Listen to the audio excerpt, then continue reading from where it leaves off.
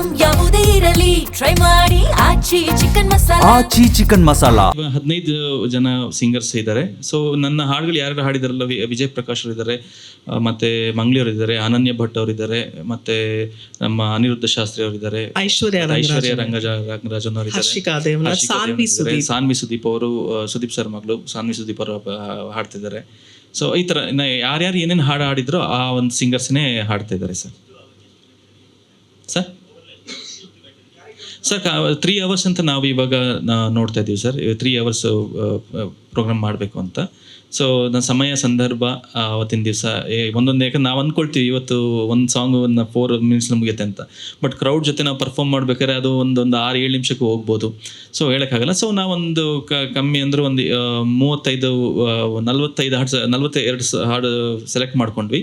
ಅದರಲ್ಲಿ ಅಷ್ಟು ಆಗೋದಿಲ್ಲ ಅಂತ ಹೇಳಿ 32 ಸಾಂಗಿಗೆ ರೆಡಿ ಆಗಿದ್ದೀವಿ ಸರ್. ಸೊ ನಮ್ಗೆ ಅಲ್ಲಿ ಒಂದು ಏನು ಸಿಚುವೇಶನ್ ನೋಡಿಕೊಂಡು ಎಷ್ಟು ಸಾಂಗ್ ಆಗುತ್ತೋ ಅಷ್ಟು ಸಾಂಗ್ ಪರ್ಫಾರ್ಮ್ ಮಾಡ್ತೀವಿ ಸರ್. ಮ್ಯೂಸಿಕಲ್ಲಿ ನಮಗೆ ಆನ್ ಸ್ಟೇಜಲ್ಲಿ 32 ಜನ ಮ್ಯೂಸಿಷಿಯನ್ಸ್ ಇರ್ತಾರೆ ಸರ್ ಆನ್ ಸ್ಟೇಜಲ್ಲಿ.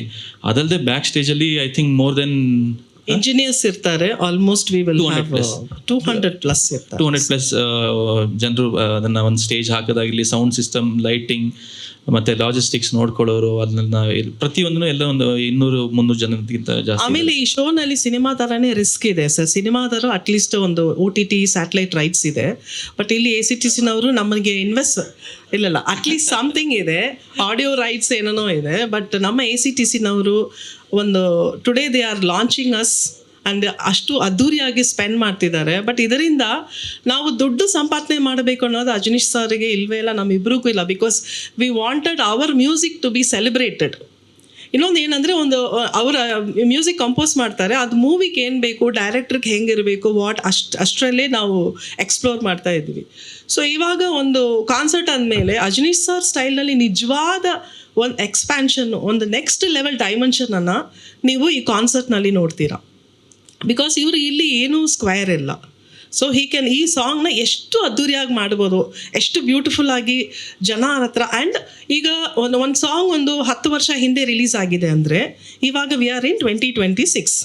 ಸೊ 2015-16 ರಿಲೀಸ್ ಆಗಿರೋದನ್ನ 2026ನಲ್ಲಿ ಈಗ ಇರೋ 2015ನಲ್ಲಿ ಆ ಮಗು ಹುಟ್ಟಿರಲಿಲ್ಲ. ಇವಾಗ ಆ ಮಗುಗೆ 10 ವರ್ಷ ಮಗು ಯಾವ ಸ್ಟೈಲಲ್ಲಿ ಸಾಂಗ್ ಕೇಳಿಸ್ತಾ ಇದೆಯೋ ಆ ಸ್ಟೈಲ್ಗೆ ಕೊಡೋಕ್ಕೆ ವಿ ಆರ್ ಟ್ರೈಂಗ್.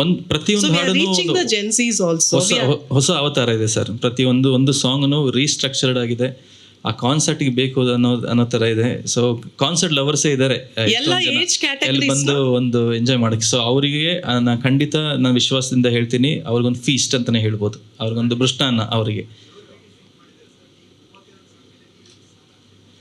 ಸರ್ ನಂದು 3 ಸಾಂಗ್ ಇರುತ್ತೆ ನಾನು ಹಾಡೋದು. ಸೊ ಇನ್ನು ಮಿಕ್ಕಿದೆಲ್ಲ ಸಿಂಗರ್ಸೇ ಹಾಡ್ತಾರೆ. ಸೊ ಸರ್ ಎಲ್ಲ ಸೆಲೆಬ್ರಿಟೀಸು ನಮ್ಮ ಕನ್ನಡ ಇಂಡಸ್ಟ್ರಿಯ ನಾನು ಯಾರ್ಯಾರಿಗೆಲ್ಲ ಫೋನ್ ಮಾಡಿದ್ದೀನಿಲ್ಲ ಸರ್, 40-50 ಜನ ನಾನು ಫೋನ್ ಮಾಡಿದ್ದೀನಿ. ಎಲ್ಲರೂ ಅವತ್ತಿನ ದಿವಸ ಬರೋದಕ್ಕೆ ಒಪ್ಕೊಂಡಿದ್ದಾರೆ. ಎಲ್ಲರೂ ಈಗ ಬಂತಲ್ರಿ ನಿಮಗೆ ಟೈಮು, ಇದು ಯಾವಾಗಲೂ ಮಾಡಬೇಕಾಗಿತ್ತು ನೀವು ಅಂತ ಹೇಳ್ತಾಯಿದ್ರು.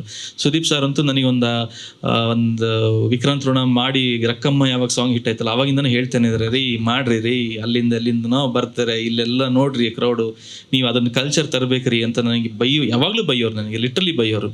ರಕ್ಷಿತ್ ಅವ್ರು ಹೇಳೋರು ಯಾವ ಕಿರಿಕ್ ಪಾರ್ಟಿ ಟೈಮಿಂದನೇ ಮಾಡೋಣ ಅಂತ. ಬಟ್ ಏನಂತ ಹೇಳಿದ್ರೆ ಸರ್, ನಮಗೆ ಒಂದು ಆಲ್ಬಮ್ನ ಇಟ್ಕೊಂಡು ನಾವೊಂದು ಕಾನ್ಸರ್ಟ್ ಮಾಡ್ತೀವಿ ಅನ್ನೋದಲ್ಲ, ನನಗೆ ಒಂದು ಕ್ಯಾಟ್ಲಾಗ್ ಬೇಕಾಗಿತ್ತು, ಒಂದು ಹಿಟ್ಸ್ ನನಗೆ ಬೇಕಾಗಿತ್ತು. ಸೊ ಅಷ್ಟು ಹಿಟ್ಸನ್ನು ಇಟ್ಕೊಂಡು I should go and perform ಅನ್ನೋದು ಒಂದು ಇತ್ತು. ಸೊ ಸರಿಯಾದ ಸಮಯ ಬಂದಿದೆ ಸರ್.